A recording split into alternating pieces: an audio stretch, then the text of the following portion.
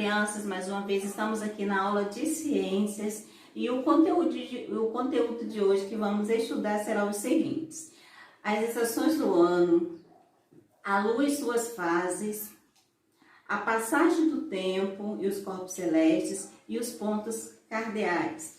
Hoje vamos iniciar agora com as estações do ano. Sabemos que as estações do ano se originam a partir do movimento de translação realizado pela Terra. Que movimento é esse? É o movimento que a Terra realiza em torno do Sol, com duração de 365 dias e 6 horas.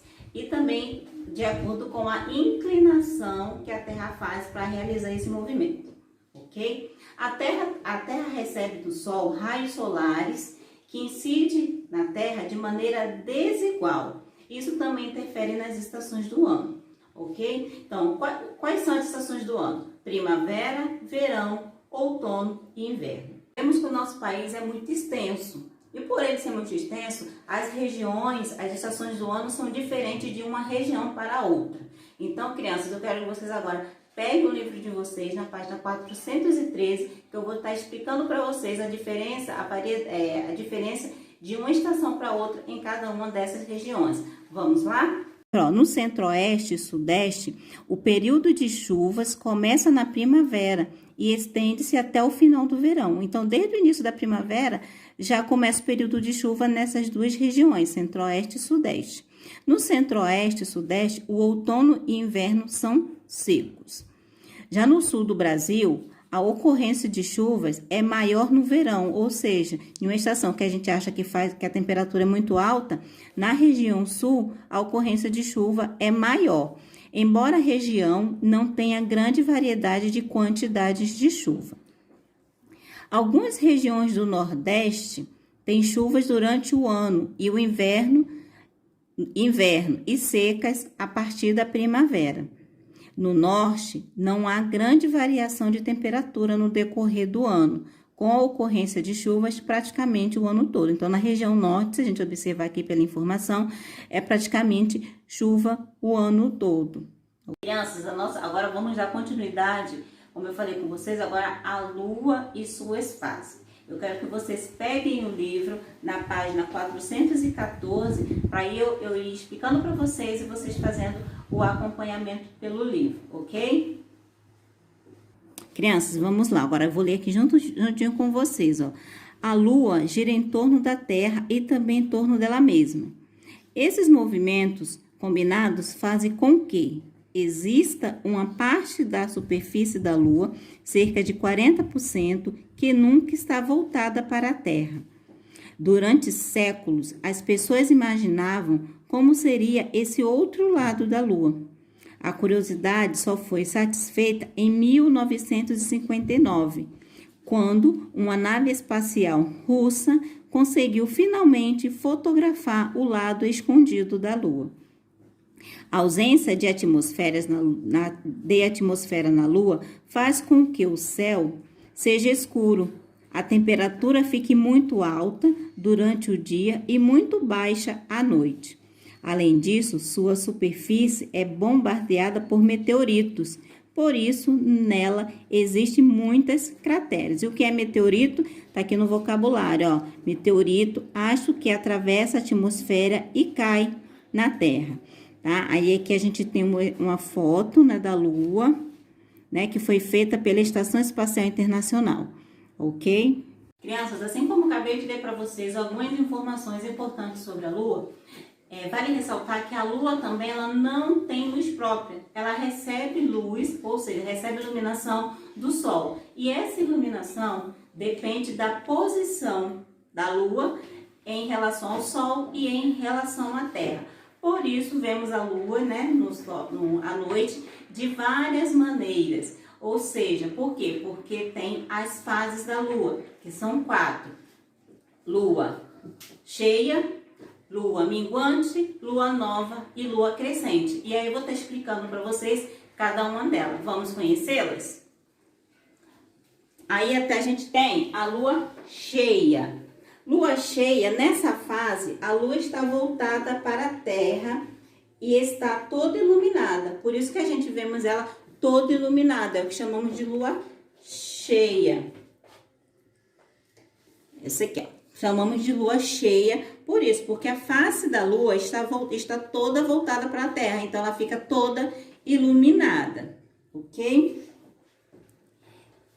Na lua minguante, se a gente observar, ela já não está totalmente iluminada, uma parte dela está iluminada. Durante os 7 dias, ou seja, passou 7 dias da lua cheia, vem a lua minguante. Então, durante os 7 dias seguintes à fase da lua cheia, a lua, ela gira ao redor de si mesma e ao redor da Terra. A face voltada para o nosso planeta, ou seja, a face voltada para a Terra, fica cada vez menos iluminada. Por isso que a gente só vê aqui, ó, um pedacinho dela iluminada. Já a lua minguante, já a lua nova, passou os 7 dias da lua minguante, temos a lua nova. Ou seja, a face da lua voltada para a Terra não recebe luz. Por isso que vemos ela, ó, totalmente toda escura. A lua fica invisível. Ou seja, só vemos ela só toda escura. A gente não vê iluminação, ok? Agora vamos lá para a lua crescente. Percebeu que já mudou de posição? Se vocês observar, já mudou a iluminação da lua minguante, tá? A lua crescente continua a girar e a cada dia aumenta a parte. Então, aqui, ó, se a gente observar, na lua minguante é menor. Na lua crescente, ela já tá um pouco, a parte iluminada já está um pouco maior. Por quê? Porque a parte iluminada já foi aumentando, que a fase é a face voltada para a Terra. 7 dias depois, ou seja, depois que passa 7 dias ela nessa posição, ela volta totalmente, está toda iluminada, que aí volta para a lua cheia, onde ela recebe a toda iluminação. Agora vamos falar sobre os eclipses lunares, ou seja, o eclipse da lua. Quando a Terra fica entre o Sol e a Lua, ocorre um eclipse lunar. A gente pode observar aqui, ó, a posição que ela está da Terra, ela fica, né, a Terra tá aqui, a Lua tá aqui, o Sol tá aqui. Então, elas ficam alinhadas, se vocês observarem. A Lua atravessa a sombra da Terra. Quando apenas parte da Lua fica encoberta, o eclipse é parcial. No eclipse total, a Lua fica inteiramente encoberta pela Terra, ou seja, é quando não vemos ela no céu, ou seja, ela fica totalmente encoberta pela sombra da Terra, como se ela estivesse escondidinha atrás da Terra. Aí a ilustração aqui, ó, mostra um eclipse total, ou seja, não é parcial, é um eclipse total da Lua. As cores utilizadas são aqui, é só uma ilustração para ter a proporção da Terra em relação ao Sol, ok, criança? E não corresponde à realidade, ou seja, não é exatamente essa iluminação correspondente na realidade, mas para vocês observar como que ocorre o eclipse lunares. Crianças, agora vamos entrar no próximo assunto, que é os corpos celestes e a passagem do tempo. Como eu havia falado com vocês, espero que vocês estejam com o livro de vocês fazendo o acompanhamento, né, com a leitura da página 417, ok? Há muito tempo, o ser humano utiliza os movimentos dos corpos celestes para medir a passagem do tempo, ou seja, os astros, né, que vemos no céu. Então, o ser humano utiliza isso para poder fazer a contagem da passagem do tempo. A mudança de posição solar é uma das formas de medir as horas do dia em função do movimento de rotação da Terra. Então, muitas vezes a gente observa o movimento, né, essa mudança de posição do Sol, que a gente consegue identificar, né, quais são as horas, né, que horas são, de acordo com a posição que o Sol se encontra. Quando conseguimos ver o Sol surgir no horizonte, notamos que ele nasce em um lado. E conforme as horas vão se passando, percebemos, né, que a posição da luz solar se altera até ela sumir no horizonte, do lado oposto. Por isso que muitas vezes que a gente fala, né, o Sol nasce de um lado e se põe o outro. Aí é que a gente tem uma representação, ó, do nascer do Sol, né, o Sol nascendo. Aí, quando tá meio-dia, a posição do sol, né, já está bem lá no céu, visível. E quando ele está se pondo, ok? Então, ele nasce de um lado e se põe do outro. Não é apenas a posição da luz do sol que é usada para marcar a passagem do tempo. Alguns calendários antigos eram baseados nas fases da lua. Cada fase da lua corresponde ao período aproximado de uma semana, ou seja, 7 dias. E as quatro fases juntas somam 29 dias e meio. Esse período de tempo era conhecido como mês lunar. Isso significa que um ano lunar tem aproximadamente 354 dias. O calendário que usamos atualmente adota o ano solar. Por quê? Porque ele é baseado no tempo que a Terra leva para dar uma volta ao redor do Sol, que é o movimento de translação. O ano solar tem 365 dias e 6 horas. A unidade básica do calendário é o dia, porque ele é o resultado do movimento de rotação da Terra ao redor de si mesma e dura 24 horas, que corresponde a um dia. Os 365 dias do ano são divididos em 12 meses, mas essa conta não é exata, porque restam as 6 horas que compõem o ano. Para que os cálculos fiquem corretos, a cada 4 anos é preciso somar um dia a mais ao ano. Esse dia é acrescentado no mês de fevereiro, que é o mês que tem 29 dias. O ano chama-se bissexto, tá? Ou seja, o ano que o mês de fevereiro tem 29 dias, chama-se ano bissexto. E nesse ano de 2020, tivemos nosso ano bissexto. Aí aqui tem mais do calendário, né, do ano de 2019, ano passado. O calendário que é médio tempo, com base no movimento dos corpos celestes, precisa de pequenos ajustes. É por isso que os meses têm 30, 31, 28 ou 29. Atualmente no Brasil e em muitos outros países, utiliza-se o calendário gregoriano. Esse calendário foi proposto em 15 de outubro de 1852 por ordem do Papa Gregoriano, quem lembra aí, ó, números romanos, Papa Gregório XIII. Para marcar os dias, meses e anos, temos o calendário. Para contar as horas, utilizamos o relógio. Antes da invenção do relógio mecânico, as pessoas utilizavam outros tipos de relógio. Um deles é o relógio de sol. Ele indica a hora pela sombra de um marcador. À medida que o dia avança, essa sombra movimenta-se em posições diferentes, indicando as horas. Que é esse aqui, se você pode observar, ó, relógio de sol de acordo com a sombra, né, que o sol vai fazendo, ok? Crianças, agora eu vou estar explicando para vocês os pontos cardeais, que são eles: norte, sul, leste e oeste. Ao nascer do sol, sabemos que o sol nasce na direção leste e ao se pôr, ele se põe na direção oeste, ou o que chamamos de poente. Vou explicar para vocês aqui, ó, os pontos cardeais: norte, sul, leste e oeste. O sol nasce no leste, né? E vai fazendo ele, né, até ele se pôr no oeste, onde chamamos de poente.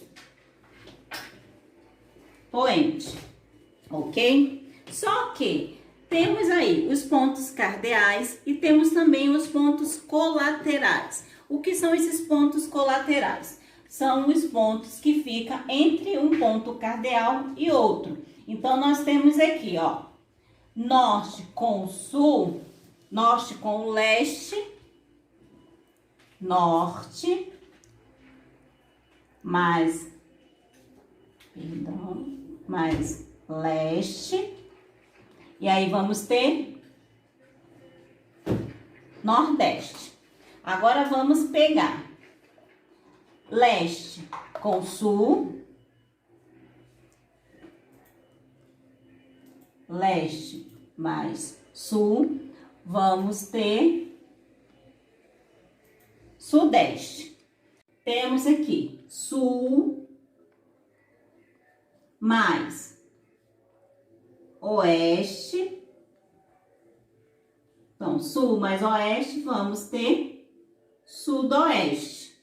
E agora, pegando o oeste, né? Temos o oeste mais norte. Oeste mais norte, né? Oeste mais o norte. Temos noroeste. Temos noroeste. E aí, vou perguntar para vocês, crianças. Estamos em qual região? Se vocês responderem que estamos na região sudeste, parabéns. É a região onde está localizada o Rio de Janeiro, que é o nosso estado, ok? Como eu havia falado para vocês, né, a combinação, né, dos pontos cardeais com os pontos colaterais, e aí temos aqui as regiões, né? Nordeste, Sudeste, Sudoeste e Noroeste. Aí aqui, ó, a combinação dos pontos cardeais e dos pontos colaterais geralmente é representada em uma figura que chamamos de rosa dos ventos. Então, a figura rosa do vento, ela representa, né, os pontos cardeais e colaterais. Identificar as faces leste, oeste, norte e sul dos lugares é importante, por exemplo, para o planejamento de construções, pois assim é possível identificar em que local a luz do sol vai incidir pela manhã, ao meio-dia e no final do dia. Agora eu vou estar aqui mostrando para vocês, ó, alguns instrumentos espacial que é usada para a orientação. Então, vamos lá. Para guiar as viagens, os antigos navegantes utilizavam vários instrumentos de orientação, como a balestilha, o astrolábio e a bússola. A balestilha servia para medir a posição dos astros, inclusive das estrelas, que auxiliavam os navegadores a se orientar durante a noite. Já o astrolábio era um instrumento náutico, utilizado desde 200 anos, né, antes de Cristo, para observar e determinar a posição do Sol, das estrelas, e também para medir a latitude e a longitude de determinado ponto.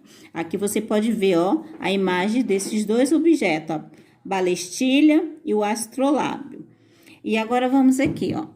Utilizada desde o século XIII como instrumento de localização, a bússola é uma combinação da antiga rosa dos ventos, que possuía 32 pontos de referência e uma agulha magnetizada que sempre aponta para o norte. Antes disso, as estrelas serviram durante muito tempo como guia aos viajantes que não dispunham de instrumentos precisos de navegação e, por isso, observavam o céu para saber se estava seguindo o caminho certo. Então, aqui, né, já que ele não utilizava os instrumentos, ele usava o céu, né, as estrelas, como meio de orientação. Ao norte do Equador, ou seja, no hemisfério norte, os navegantes se orientavam principalmente pela estrela polar, e ao sul, ou seja, no hemisfério sul, pela constelação do Cruzeiro do Sul. Crianças, espero que vocês tenham assimilado o conteúdo de maneira satisfatória. Eu desejo para vocês um bom estudo e até a próxima aula. Beijinho!